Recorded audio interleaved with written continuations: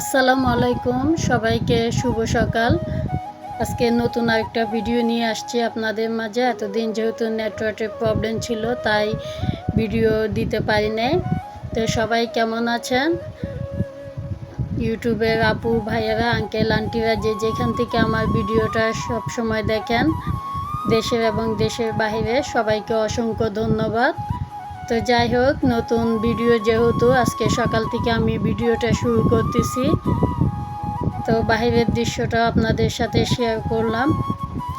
আর চারিদিকে অনেক সবুজ গাছপালা। আর ভিডিও শুরুতে অবশ্যই একটা লাইক দিবেন। লাইক না দিয়ে বলবেন না যে লাইক দিয়েছি।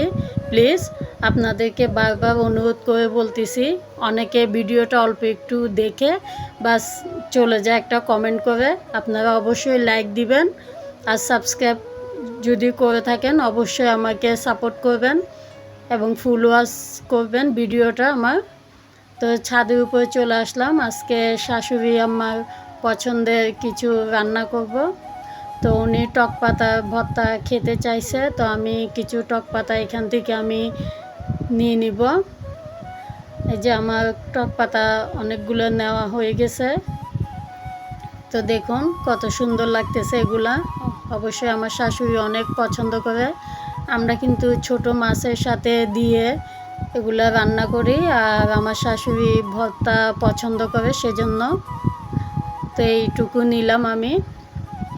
এরপর আমি চলে আসছি নিচে। আর আজকে কলার বলি বলে এগুলাকে, আপনারা কি নামে বলেন সেটা তো আর জানি না। চিটাগনিয়ার ভাষা অনেকে কাঞ্জেল বলে, অনেকে আবার বলি বলে। তো যাই হোক, একটা ডাকলেই হয়। তো আজকে এগুলা দিয়ে আমি রান্না করব, শিমের বিচি এবং ডাল দিয়ে। তো এগুলো আমি কুটে নিব। এগুলা অনেক কষ্ট হয়। এই যে একটু আলু ভাজির মতো করে এগুলা পরিষ্কার করে নিতে হয়। এখানে কিন্তু অনেক আঁশ আছে, তো আমি বটি দিয়ে এগুলা কেটে নিব। তো এর পাশে আমি ডালও ভিজিয়ে নিছি। আর শিমের বিচি, শুকনা শিমের বিচি, এগুলো আমি ভেজে নিব। এগুলা দিয়ে আজকে কলার বলি রান্না করব। তো এগুলো আমি পরিষ্কার করে আবার আপনাদের মাঝে ফিরে আসবো। সে পর্যন্ত আপনারা দেখতে থাকুন। আর এগুলা কাটার সময় একটু আঁশ উঠে, সেটা তো অবশ্যই যারা এগুলা পছন্দ করেন তারা জানেন। তো যাই হোক, আমি এখন রান্নাঘরে চলে আসছি।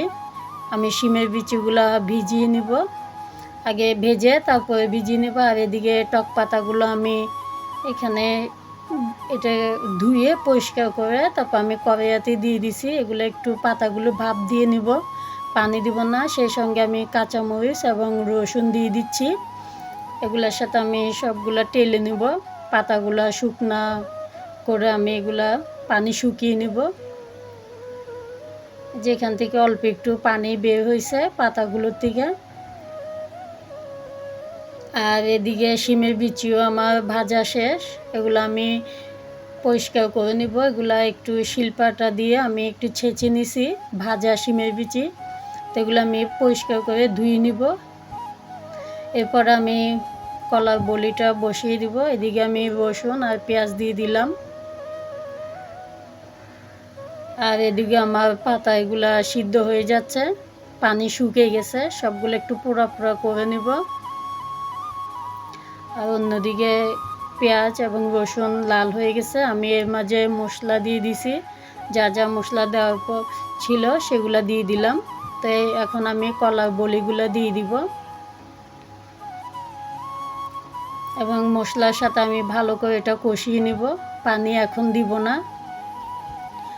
যা পানি আছে ওইগুলো দিয়ে আমি এটা সিদ্ধ করে নিব আগে, মানে কষিয়ে নিব।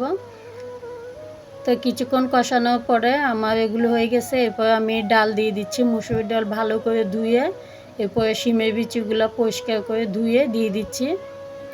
তো ডালগুলা সহ আমি এগুলোর সাথে আর একটু আমি রান্না করে নিব। এখান থেকে পানি উঠছে দেখেন। সাথে আমি কয়েকটা কাঁচামরিচ দিয়ে দিচ্ছি। যেহেতু লাল মরিচের গুঁড়াটা একদম কম, সেজন্য আমি কাঁচামরিচগুলো আমি ভেঙে দিয়ে দিলাম। তাই আমি ভালো করে কষিয়ে নেব এখানে। তো এরপরে আমি পানি দিয়ে দিব পরিমাণ মতন। সিদ্ধ হওয়ার পরে যে পানি দিয়ে দিচ্ছি আমি। তো এগুলা খেতে কিন্তু অনেক মজা। আমার এগুলো হয়ে গেছে। তো আমি এখন এর উপরে ধনিয়া পাতা দিয়ে দিলাম। পুরো রান্নাটা দেখাই না, যেহেতু ভিডিও লম্বা হয়ে যাবে সেজন্য। তো আমি কয়েকটা সাথে তেজপাতাও দিয়ে দিছি। এটা একটু ঘন হলে নামিয়ে ফেলবো আমি। অবশ্যই সব কিছু সিদ্ধ হয়ে গেছে। দেখুন, এগুলো অনেক মজা একটা জিনিস। যারা খান তারা তো অবশ্যই জানেন। আর আমি শিলপাটাতে এখন টক পাতার ভর্তাটা বানিয়ে নিব। এখানে প্রথমে একটু বেটে নিলাম পাতাগুলো মিহি কুচি করে। এরপর আমি পেঁয়াজ দিয়ে দিচ্ছি, আর সাথে একটা ধনিয়া পাতা দিয়ে দিতেছি, একটুখানি লবণও দিয়ে দিলাম। আমি তেমন একটা পেঁয়াজগুলো মিহি করব না, একটু ছেঁচে নিব যেন এটা একটু আস্ত টাইপের থাকে। এই যে আমার ভর্তা বানানো শেষ। আর এদিকে আমার মাছ রান্না করা হয়ে গেছে। টমেটো দিয়ে আমি মাছ রান্না করছি, মাছের ঝোল। তো মাছ যেহেতু হয়ে গেছে, আমি ধনিয়া পাতা আর কাঁচামরিচ দিয়ে দিলাম উপরে কয়েকটা। এগুলো হচ্ছে রুই মাছ। তো রান্নাটা আমি দেখালাম না পুরোটা, সেজন্য। এরপরে বাজার থেকে কিছু শুটকি আনা হয়েছে। এগুলো আমি মাথা লেজগুলো ফেলে দিব। আর চিংড়ি শুটকিও আনা হয়েছে, পরিষ্কার করে তারপর বয়ামে ভরে রেখে দিব। যেহেতু মাথাগুলো অনেক বড় বড়, সেজন্য বয়ামে নাও আনতে পারে, সেজন্য আমি কেটে ফেলে দিব এগুলা। তা আমার পরিষ্কার করা শেষ। এরপর আমি গাছে পানি দিয়ে নিচ্ছি। বাসায় যেহেতু কিছু মানি প্ল্যান্ট গাছ আছে, এগুলোতে আমি পানি দিয়ে দিব এখন।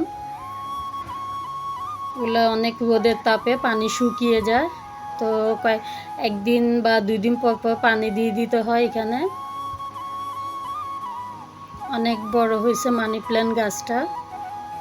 এদিকে ফ্রিজের উপর যেটা আছে ওইগুলোতেও আমি পানি দিয়ে দিছি। জানালার পাশে আরেকটা আছে পাতাবাহার, এগুলোতেও দিয়ে দিলাম। তো যাই হোক, আজকের মতো আমি ভিডিওটা এখানে শেষ করব। আর প্লিজ আপনারা সাবস্ক্রাইব না করে বলবেন না যে সাবস্ক্রাইব করেছি। অবশ্যই আমার ভিডিওটাতে একটা লাইক দিবেন। অনেক আপুরা বলে লাইক না দিয়ে বলে যে লাইক দিলাম। আর পুরো ভিডিওটা অবশ্যই দেখবেন কিন্তু আপনারা। আমি প্রতিনিয়ত সবার ভিডিওটা অন রেখে হলেও আমি ভিডিওটা কন্টিনিউ করি,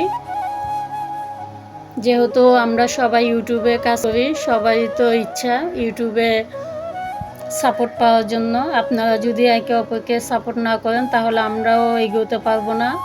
আমি সবার ভিডিওতে কিন্তু লাইক দিই। প্লিজ আপনাদেরকে রিকোয়েস্ট করতেছি, আমার ভিডিওটাতে একটা লাইক দিবেন। আপনার একটা লাইকে হয়তো আমার ভিডিওটা অন্যজনের কাছে পৌঁছে যাবে। তো এদিকে ফুল গাছে যেহেতু ফুল ধরছে, এগুলো একটু দেখতেছি আর ভিডিও করতেছি। বাহিরের দৃশ্য এটা। এই যে এখানে গাছটাও অনেক সুন্দর। আর আপনারা সবাই ভালো থাকবেন, যেহেতু এখন চারিদিকে অনেক সমস্যা হচ্ছে কোটা নিয়ে। অনেক ছাত্রছাত্রীরা মারা গেছেন। তো যাই হোক, তাদের জন্য অনেক দুঃখ লাগতেছে, বলার ভাষা নেই। কয়েকদিন ধরে নেটওয়ার্কের প্রবলেম, চারিদিকে কাকু দিয়ে রাখছে।